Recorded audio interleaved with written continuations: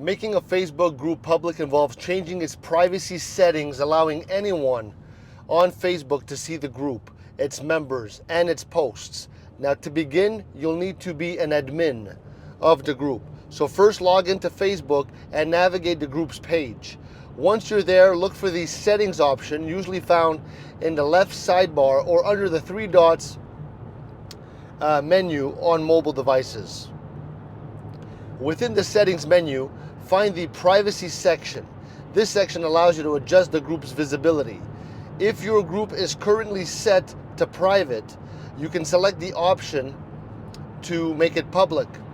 A prompt will appear informing you that changing the privacy setting to make it public, to make the group visible to everyone, and all content within it can be viewed by anyone, even if they're not a member. So before confirming the change, review any posts or discussions that may be sensitive, as these will be accessible to a broader audience once the group is made public. After confirming, the group's privacy settings will be updated and it'll be listed as public, as a public group on Facebook. So keep in mind that this change is permanent and you cannot switch a public group back to private. So let me know if this helped.